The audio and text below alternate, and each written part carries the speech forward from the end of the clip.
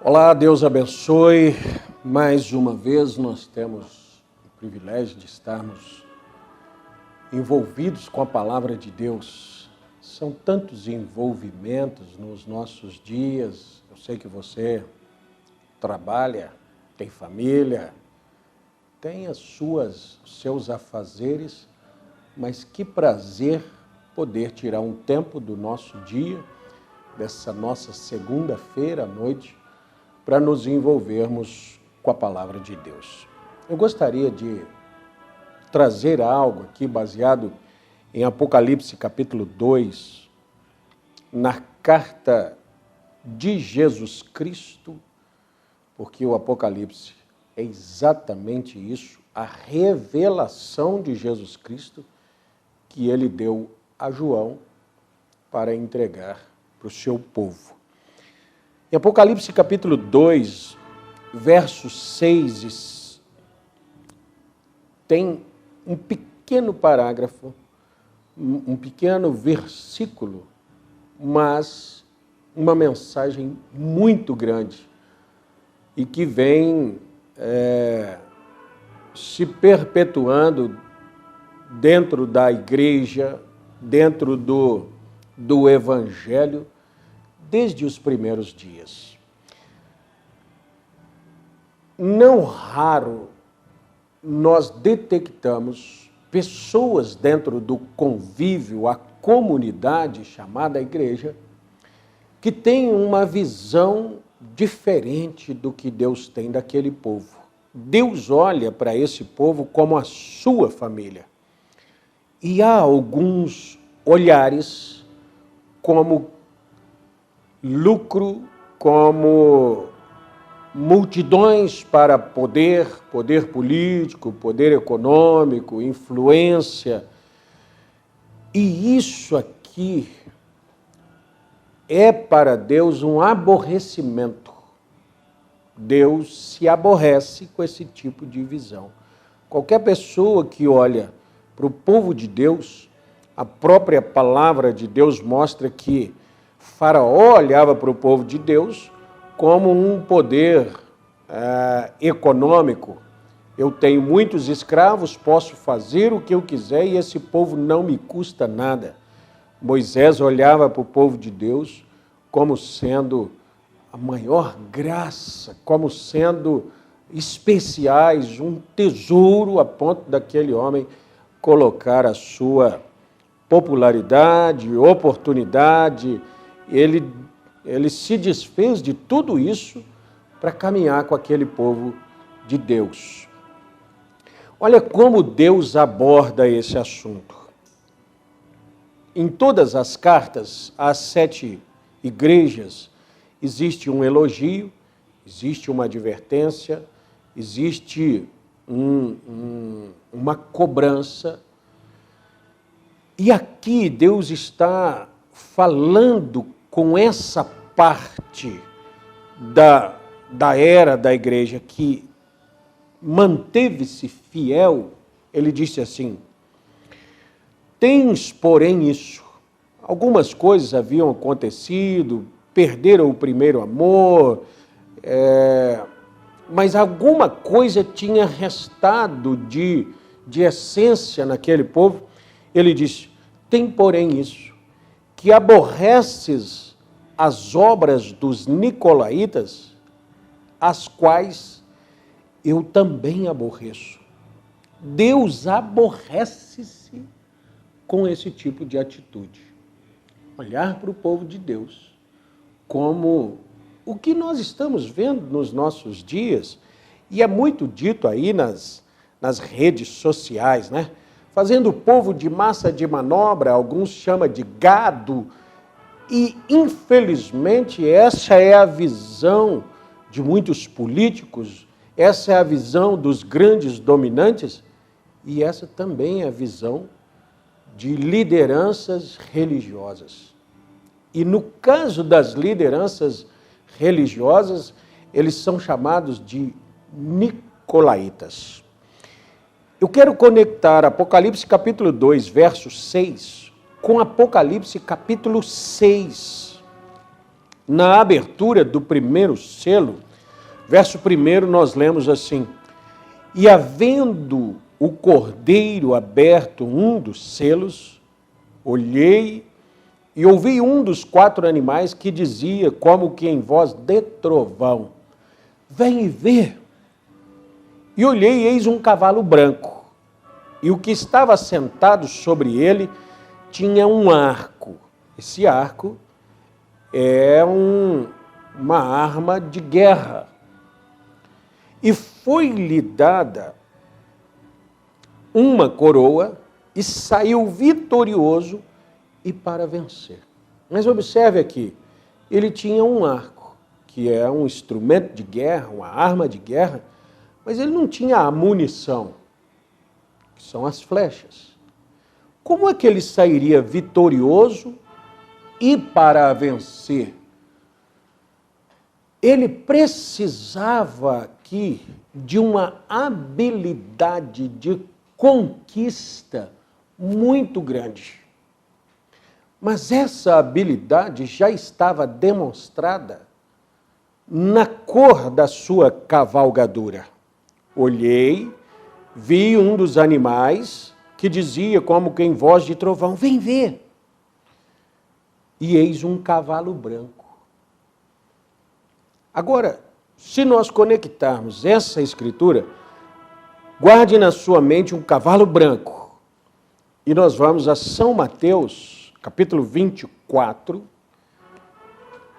O Senhor Jesus Cristo, no versículo 4 de capítulo 24, ele diz assim: e Jesus respondendo, porque os discípulos perguntaram: Senhor, quando serão essas coisas? Que sinais haverá da tua vinda e do fim do mundo? Como é que nós vamos saber que está próximo a tua vinda, que o fim do mundo está chegando? Jesus disse assim: acautelai-vos, quer dizer, tenha cuidado.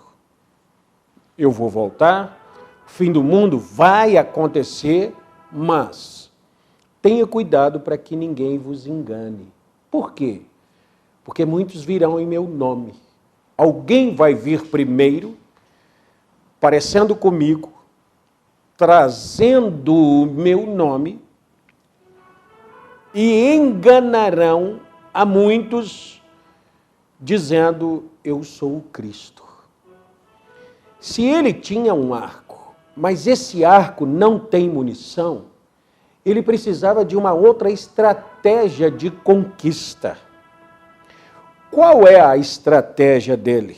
A estratégia é vir em nome de outro, que aí seria o nome de Jesus, com a aparência de Jesus. Por isso, o Senhor Jesus Cristo disse que o espírito do tempo final seria tão parecido com o verdadeiro que enganaria até mesmo o próprio escolhido. Verso 24 diz assim: porque surgirão falsos cristos, falsos profetas, e farão tão grandes sinais e prodígios que, se possível fora, enganaria até os escolhidos. Eu quero tomar o profeta William Branham. Às vezes, quando nós falamos em profeta, as pessoas sempre falam: falsos profetas, viriam falsos profetas. Mas os falsos personificam quem? Copiam quem? Um verdadeiro. E um verdadeiro profeta, ele tem qualidade de profeta. Aquele que recebe um profeta na qualidade de profeta, recebe galardão de profeta. Qual que é essa qualidade de profeta? O profeta é a boca de Deus. O profeta é o porta-voz de Deus. Então o profeta sabe das coisas de Deus. O próprio Apocalipse, se você encontrar lá no capítulo 19, também no capítulo 21, João quer adorar um anjo que lhe falava. Que anjo? Aquele anjo é um mensageiro profeta que não existe nenhuma ordem maior dentro do ministério cristão para que Deus possa revelar a sua palavra, a não ser aos profetas. Como o Apocalipse é o livro da revelação de Jesus Cristo, aquele anjo falando com João o tempo todo é profeta. E aqui, eu quero que você capte isso aqui. Muitos virão em meu nome, enganarão a muitos. Acautelai-vos. Um cavaleiro que sai montado num cavalo branco, com uma ferramenta de arma, de guerra, mas sem munição para aquilo, ele tem que ter uma estratégia. Então o profeta irmão Brando diz assim, o que são esses nicolaítas? A palavra vem de duas palavras gregas, nikal, que significa conquistar. Percebe que o cavaleiro, ele sai vitorioso para vencer, e como não tem munição da sua arma, ele tem que ter uma outra estratégia, e aí ele vai se enquadrar aqui, nikal, significa conquistar. Conquistar quem? Mateus 24, 24 diz, ele viria de uma forma tão parecida que, se possível fora, enganaria os escolhidos. A próxima palavra grega aqui para nicolaítas é laos, que significa os leigos. Então ele sai para conquistar os leigos.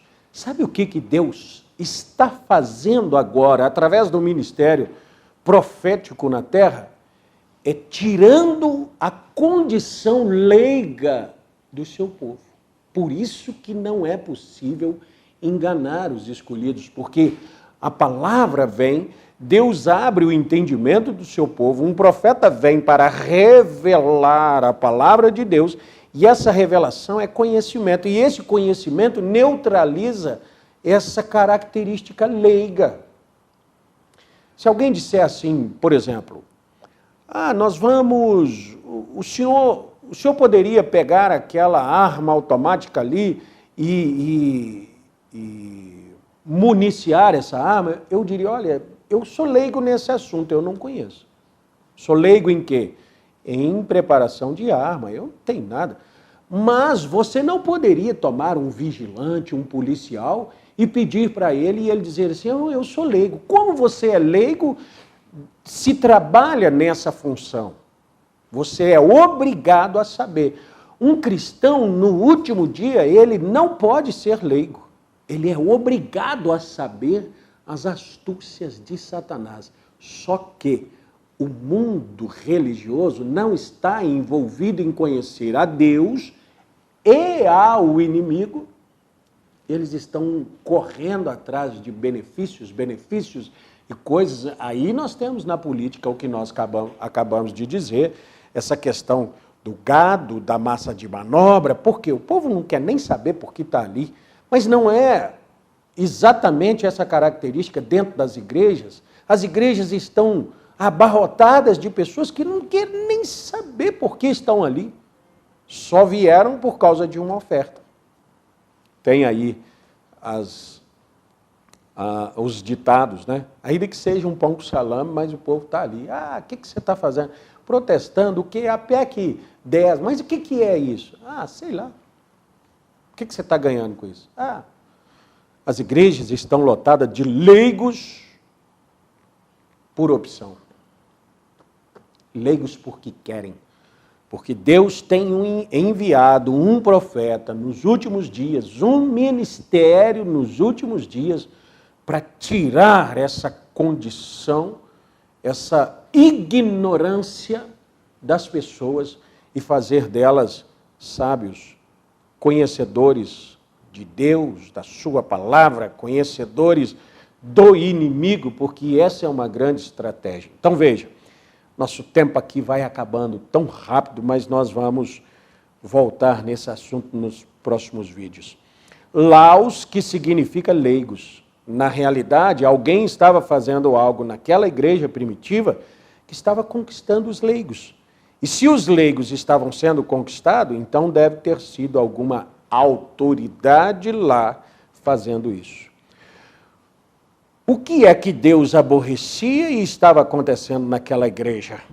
O que acontecia então e está acontecendo agora é exatamente o que a palavra nicolaíta significa.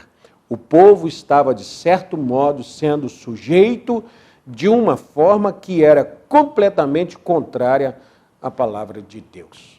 Irmão, irmã, amigo, amiga, preste atenção na palavra. As pessoas não leem, não oram, não buscam por Deus, as pessoas só querem fazer uma campanha, receber um benefício, e isso é tudo que o Evangelho significa para todo mundo.